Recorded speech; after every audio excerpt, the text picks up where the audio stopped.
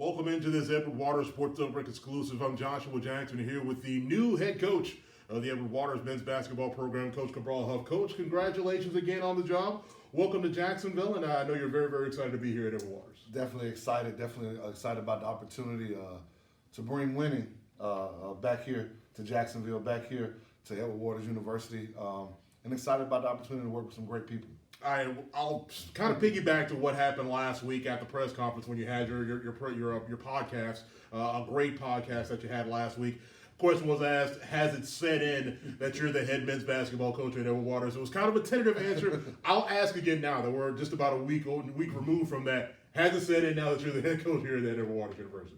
It's set in. All right. I've been out recruiting with a EWU on my chest, so it's set in. I know the fan base is very, very excited, and just from what we've seen, this wave of positive response that we've seen on social media, not just from Edward Waters constituents, but really across the college basketball spectrum. The people are really, really excited about the fact that you're here, that you're the head men's basketball coach, and really excited about the prospects of this program and where you can take this program into being back to being that dominant program that it once was.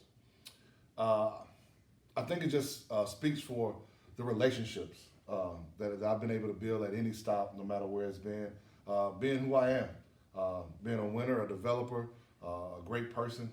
It's who my parents raised me to be. So I think that just speaks to what they see and what I've been able to do in previous stops and what we're going to do here. The work doesn't stop. The work will show. We're going to develop these young men, not just on the basketball court, but in life. And I think they're just excited to see two great entities match up and come together to form what will be a powerhouse. The one thing that we've seen in just a short amount of time, and I can go back to when you were at Voorhees and the teams that you brought down here to play, then Coach Summers and the men's basketball team at Edward Waters, is that you guys are not afraid to do the hard work. You're not afraid to do the dirty things, the necessary things that it takes to be successful. A former coach at Missouri, Quanzo Martin, said that it was a bunch of dirty workers. That's one thing that we saw there at Voorhees. You weren't afraid that even there at Voorhees, where people aren't expecting much, you can be able to go in and be successful. That's what we saw in that first year there, with being able to win a conference championship and get a bid to the NAIA tournament. You're not afraid to roll up your sleeves and do the hard work that it takes to be a successful ball club. I think that's what you have to do. You have to bring that hard hat mentality. You got to bring that work every day. The work that's not seen when the lights are on is what you got to do. And I think that carries over to when the game happens and you see those guys diving on the floor. You see those guys leaving everything they have on the court. And I think when you watch our teams play, there'll never be a time you'll walk away and say that team didn't play hard. That team didn't play together. That team didn't work to execute. Now, we may not make every shot. We may not run every play right, but it's not because we're not putting the best effort on the court every time. And I think that's what they're going to see here. That's what we're able to do at Voorhees. And the benefit of that is that you get a chance on a larger scale to do it. And I think that helps not just these young men that we're able to serve. I think it helps this fan base and the basketball identity that we're trying to bring forth, of dictating on the offensive and defensive end. Speaking of that larger scale, coming into the SIAC, a conference that like the back of your hand. You were at Morehouse, you're a graduate of Morehouse College. You know all the great coaches across this conference. You know all the great players across this conference. You talked about the having to be smart and tough to play against the Mileses and the length of Benedict, the length and physicality of Morehouse, being able to have that tough mentality when you go on the road to play those two Tennessee squads in Lane and going to play Lemoyne and all those great places across this conference. Just your thoughts on the conference as a whole, about where it is and where you think you can take this conference. We can take the spot here in this conference to be able to get to the top. I think it's a great conference. I think you have great coaching in this conference. Younger and older. I don't want to say old. Younger. You've got NBA vets in Bonzi Wells. I think this conference is great, and it gives you a difference in how to play. Whether you're going to have to roll up your sleeves and execute on the offensive end versus Miles, whether you're going to have to bring your hard hat mentality and realize you're going to get banged up when you go to Benedict, whether you're going to have to be mentally tough when you go to Lemoyne or Lane, when you have to go to Spring Hill, and understanding that those guys are going to shoot the lights out. So you got to make sure you're contesting every shot and make sure you're able to limit them to one shot so you can get great possessions on the offensive end. I think this is a conference that is on the upswing. I think it's a conference that is a lot of times been overlooked in Division Two. A lot of people look at more conferences in the South, whether it's the Gulf South, whether it's even the CIAA has they moved down towards this way as another HBCU conference. And I don't think we get the respect that we kind of deserve with the Peach Belts and like I said, with the SIAC or the Gulf Coast or Gulf South Conference. So it's an upswing. And I think you've seen that a little bit with what's been going on. Not only just on the men's side, but also on the women's side. Unfortunately, that means sometimes those coaches get poached and move on, as we saw Tuskegee's women's coach go to New Orleans. But that tells you what this league is about. That tells you what we're able to do in this league. You've seen some great players in this league that have gone on to do some great things and will continue to go on and do great things with the players that will continue to be in this league. So it's a challenge every night. It'll be a battle every night to go up against those guys, home or away. But what we're going to do at Edward Waters is what we're going to do. And I just say that with all due respect. It's just we're going to be who we are. And who we are will be enough to win us some ball games. And as we build this culture and build what we're trying to do here, it'll be enough to win us conference championships and more so over, be competitive and get to the NCAA Division II tournament and have success there. The one thing that you talked about as well in your press conference was that bread basket, being able to go out and recruit in that bread basket, whether it's the Charlottes, the Atlantas, the Miamis, the Mobiles, and those sort of things, and being able to, kind of own everything in that bread basket. You've gone on and started already, and we've seen an influx of some phenomenal athletes that have really taken a look at Edward Waters. And, I know that's something that when you be able to get those guys on campus to show them that what you have here at Edward Waters, it's going to be a big recruiting tool to be able to take this program to that next level. We're in a great spot. You talk about the city of Jacksonville itself. You talk about this great facility. You talk about what the administration is doing to support athletics here. So you add that in, and there is a beach in Jacksonville. Oh, yes. So you add all that together, and I think it's a great spot, a great conference to go play in, great opportunities to play, not just on a larger scale of Division II, but who possibly we could play in exhibitions for Division I games. I think that allows young men and their families to see what we have to offer here at EWU, and I think that in itself, along with the aspect of what we're going to do in building that young man, find them, recruit them, sign them, develop them, graduate them. That last part is really, really crucial, graduating them. Absolutely. And when we do those things and we tell that parent that they can trust us, leaving their son here, I think the sky is the limit. And I think you're going to continue to see top-level talent wanting to choose Edward Waters University.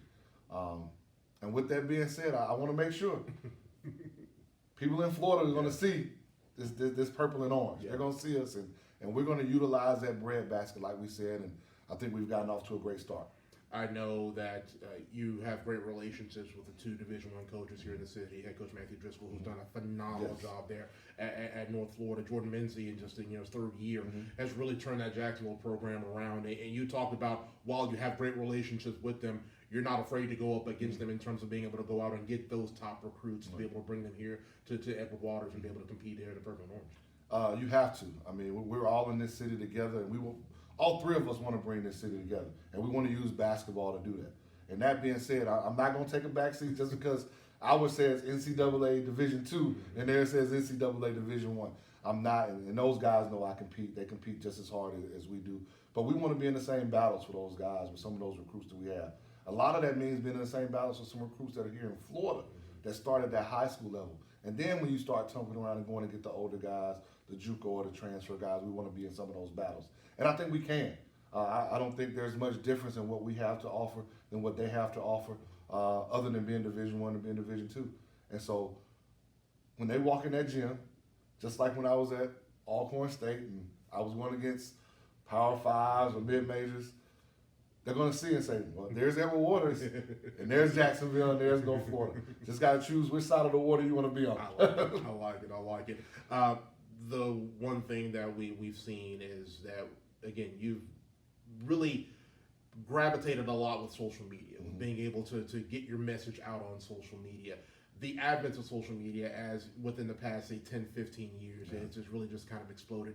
Your thoughts on social media in terms of your usage of it to be able to show yourself as a person, be able also be able to show the institution as well, to be able to get pique those interests of those potential recruits to come into dance. It's about branding. You got to brand your program to where recruits and families see who you are, truly who you are, as a person, as a coach, and as a program. And I think that's where social media has really helped as we continue to build these things. And we'll continue to do here at Edward Waters. They're going to see me as a person and what I stand for and my values and what I believe in. Then they're going to see what this program believes in. What does men's basketball stand for?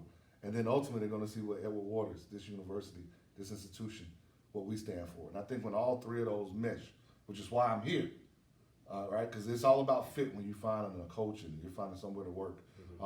When all three of those mesh and they see what we have to offer, social media will be a big impact on why someone chooses us because of that branding. And that's just my belief on it. The transfer portal has really exploded over the past, I'd say, 4 or 5 years, Right. being able to, so much change, and you can really turn your fortunes in one short season with getting the right transfers and things like that.